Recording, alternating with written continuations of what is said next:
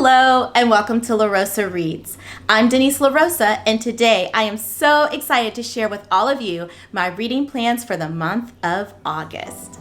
Let's talk books.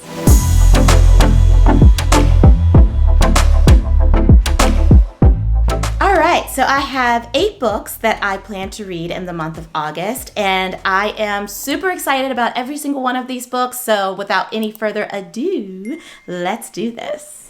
The first book that I plan to actually finish in August is a book that I started reading at the end of July, and it is Tomorrow and Tomorrow and Tomorrow. I am thrilled that Tomorrow Times 3 is the book selection for 2 book clubs that I am an active participant in.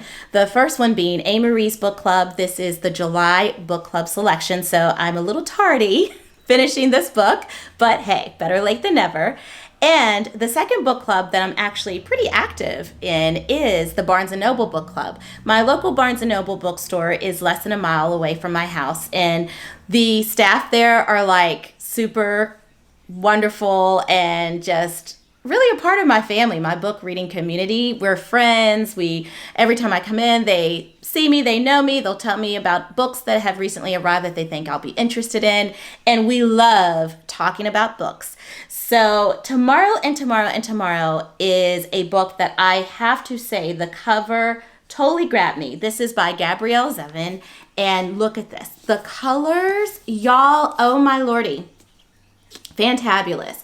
The graphic design, this wonderful way of using a classic painting. It's just everything, like even the spine, like just beautiful. But let's talk about the content that's in the book. We have 2 friends, Sam and Sadie, who became friends in a very unconventional way when they were children and ended up growing up being gamers. They were gamers from the very beginning of their friendship. That's kind of the bond that brought them together. And they went on to go to college in at MIT and Harvard University, I believe.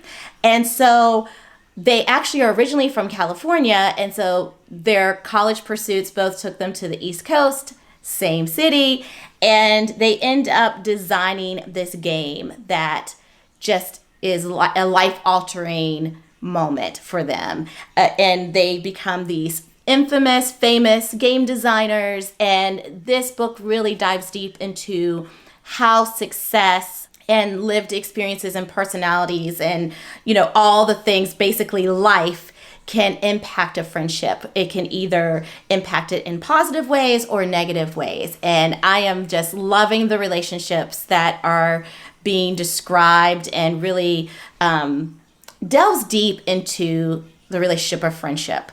I feel like books are usually about romantic relationships or familiar relationships, the books that I typically tend to read. So this book that's centered on friendship is one that I think is much needed in my reading experience and very valuable and impactful. So love it. And then we have Beautiful Country. This book made an appearance on my July TBR. And unfortunately, I was unable to get around to reading this book. However, I have no other choice but to get through this book in the month of August, because come towards the end of August, I will be in a book discussion group at my place of employment talking about this book. And this is actually the book that I had recommended from a list of summer required reading at my place of employment. So I got to make this happen, and I'm so excited to do just that.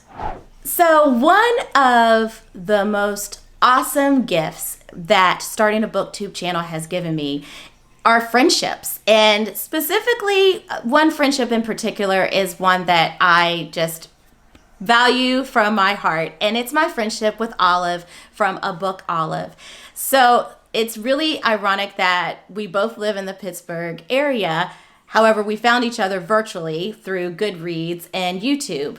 And so we've been having fun, spending time together, getting to know each other, and buddy reading. So we buddy read Unprotected, a memoir by Billy Porter. And this month, in the month of August, we plan to read The Blues Walked In by Kathleen George. This book is one that immediately Olive and I looked at each other and were like, Oh yeah, we're buddy reading this book. If you recall, if you are a frequent visitor over here at La Rosa Reads, and if not, you need to check out my video on the Pittsburgh Festival of Books, because that is where I purchased this book and heard the author Kathleen George speaking about this book and what inspired her to write it. So Olive already owned this book prior to the Pittsburgh Festival of Books. I purchased the book right there at the festival whenever we heard Kathleen George read this excerpt from The Blues Walked In. It was like, I didn't even realize it, but I was holding my breath. And when she said the last word, I was like, and I looked over at Olive and we were like, we're going to buddy read this. So here we are, several months later, buddy reading The Blues Walked In. I am excited to dive into this book, and stay tuned. You will be hearing more. My book buying habit has been at an all-time high, and girlfriend needs to pump the brakes. I have too much going on. Like, I am so abundantly blessed that I'm able to run over to my favorite local indie bookstore, able to run over to the Barnes & Noble or wherever and purchase a book. I don't take that for granted. With that being said, I really have to curb my spending. It's just, it's out of control. So needless to say, I have been a frequent visitor to my local library, the Monroeville Public Library, and the rest of the books on my August TBR are all library books. So silent cheer, as I would say in my pre-K classroom back in the day. Silent cheer for yours truly. I am so proud of myself, but that doesn't mean I haven't already bought some books. But I'm trying. So wish me luck with this. I'm trying to curb my spending for the remainder of the year when it comes to buying books. The first library book that I plan to read in the month of August is Dal A for Aunties. So I purchased the sequel to this book, and so many of you said, no, stop right now. Do not even think about reading that sequel until you read the very first book in the series. And so here we are. I decided to check the book out of the library instead of purchasing it, although I own the sequel. I just, I'm into a lot of series lately, and I just don't want to keep buying books. I need to try to stop that. So here we have a cozy mystery, which I am falling in love with cozy mysteries.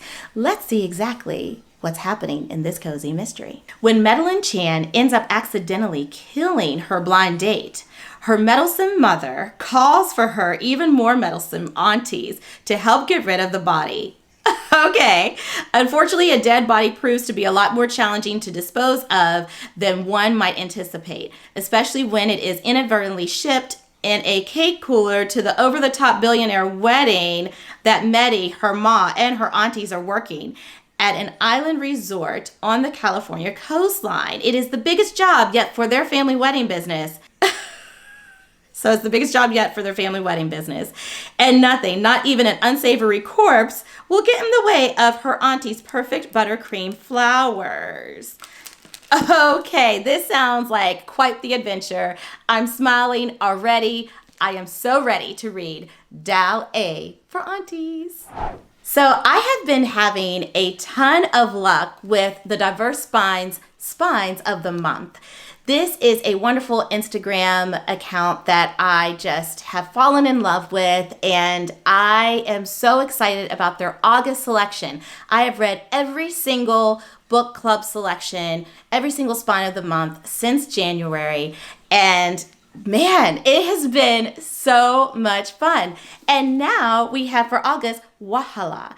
And this book by Nikki May, this novel, is about an Anglo-Nigerian individual. I'm going to double check on, it's actually 3 Anglo-Nigerian best friends. This will be the 3rd book that I have read about Nigerian women. I am just loving every second, every word, every experience of reading about the Nigerian lived experience. I don't know much about the Nigerian culture. I have a couple of Nigerian friends, And I have found myself really wanting to add to my bucket list a trip to Nigeria. So this is an inclusive and exhilarating debut novel following 3 Anglo-Nigerian best friends and the lethally glamorous 4th woman who infiltrates their group, the most unforgettable girls since Carrie, Samantha, Charlotte, and Miranda. Is this like the Nigerian Sex and the City? Hold up. I am so here for it. I was a huge fan of Sex and the City, so this is like right up my alley. So this is a sharp modern take on friendship, ambition, culture, and betrayal. Wahala, which means trouble, is an unforgettable novel from a brilliant new voice. And so it breaks down the background of each of these 4 women. I'm not going to go into all of that with you. What I am going to say is I predict this is going to be quite the reading experience for your girl Denise LaRosa. Wahala, here I come. All right, so moving along, I have 3 more books to share with you guys, 3 more library books. And your girl just needs to take out her receipts with the due dates. And, oh my gosh, I love my library. Y'all, they gave the girls free kids meal certificates to Texas Roadhouse, and we visit that place like once a week. And no, they're not sponsoring me, but feel free, Texas Roadhouse, to holla at your girl. But yeah, so this is exciting. We love our local library. I digress. So the next library book that I picked up is a book that was recommended to me by my sister from another mother, Amanda. We are more than colleagues. We are more than friends. We have truly grown into this sisterhood, and we are also book lovers. She visited my BookTube channel a while back to discuss The Secret Lives of Church Ladies. She recommended that I read A Princess Found, an American family, an African chiefdom, and the daughter who connected them all. Now let me tell y'all about the wonderful daughter who connected them all. There is a West Virginia connection, and I hail from West Virginia. I'm not living there now, but born and raised there. And anytime we can lift up Black West Virginians, West Virginia in general, particularly Black West Virginians, because people are always like, are there Black people who live in West Virginia? Like, what's that about? And I'm like, yes. And we have Katherine Johnson. We have so many well-known, and besides the well-known, the day-to-day amazing Black folks that live in West Virginia. And so I love that there's a West Virginia connection here. So Sarah was adopted 1 year after her birth by a white West Virginian couple and grew up in the United States with little knowledge of her ancestry. Though raised in a loving family, Sarah wanted to know more about the birth parents who had given her up. And this is an important topic, important identifier, transracial adoption that I really want to dive into, given my role in my career as director of DEI. I serve students who have been transracially adopted. So I love that this dives into that. So in 2004, she hired a private investigator, to track down her biological father. And when she began her search, she never imagined what she would discover and where that information would lead her. She was related to African royalty. Woo! Yes, y'all. Like in this book, if I'm not mistaken, it was written in 2009. Hello. I cannot wait to read this. I want to learn more about Sarah. I am just totally invested, and I haven't even opened the book to the first page. Yes, I love it when that happens. Oh, last but not least, we have 2 reads that are on my TBR, have been on my TBR, not for a long time, but when I saw them on the display case for new fiction arrivals at my local library, I just snatched those babies up. I was like, come on, this was meant to be. First, we have Miss Pearly's Girls. There's just something about this. My country dialect comes out. I just love the name Miss Pearly. Like, don't Miss Pearly sound like just a little sweet ball of joy and sassiness and love, like Big Mama, Auntie? So Miss Pearly's Girls, I have no idea what this is about. I saw it on Bookstagram and I saw the cover, the title, the name within the title, and I was like, give me Miss Pearly's girls. So let's find out what Miss Pearly's up to with these girls. Raising 4 very different daughters on her own in rural Arkansas wasn't easy for Miss Pearly Bell. And she's always regretted that the sisters went their separate ways. Huh. Okay, but when Pearly is stricken with a terminal illness, she summons them all home, determined to somehow help them get right with each other and forgive. But that means dealing with past secrets and lies first. Woo! Okay, we got Southern stuff happening. I'm a Southern gal. We've got some drama, like family drama. This is going to be a treat. I can tell already. And I'm needing some romance in my life. I find that reading at least, preferably only one, but at least one romance novel a month is just so good for my spirit. They're so not heavy, they're light, they're airy, they're obviously romantic, and some of them are a little steamy. I don't need the steam, I just need the fun romance, journey to romance vibes. And so here we have Fake It Till You Bake It, baby. I'm sorry. I did not think this title was funny when I saw it on Goodreads and have seen it on Bookstagram. But when I say it and say it in front of a non-romance reader, aka my husband, it sounds really silly. But it's gonna be so good. I can tell. I mean, it's gonna be good. Fake it till you bake it. Romance novels do the most. But isn't that why we love them? Those of us who enjoy romance novels, we love them because they do the most. Like, come on, you know? So here we are. Love mixes perfectly with sugar and flow. Oh, God. Okay. All right, so we got Jada. Where is she baking? I mean, okay, maybe Brother Man over here is the one baking. Oh, Jada didn't come to play. She came to slay. Okay. Oh, it's not Jada. Or is it Fada? What? Hold on. Okay, Fada or Jada. I'm assuming it's Jada, but you should never assume anything about a name or a person. So, this woman is the most reviled woman in America after turning down a marriage proposal on a reality dating show. Oh, yeah, I can see that now. Not stereotyping, just saying. So, when she comes home to lick her wounds, oh my God. Oh, here it is. It's Jada. Jada finds her. Okay, look, Jamie Wesley, I'm not making fun of your book. I'm not making fun of your work. I just, for some reason, this is giving me the giggles today. All right, back it up. Jada finds herself working at San Diego's newest cupcake bakery, Sugar Blitz, alongside the uptight owner and professional football player, Donovan Dale. Well, when a reporter mistakenly believes Jada and Donovan are an item, they realize they can use the misunderstanding to their advantage to help the struggling bakery and rehabilitate Jada's image. So we have a fake dating trope. Okay. Ain't nothing wrong with that.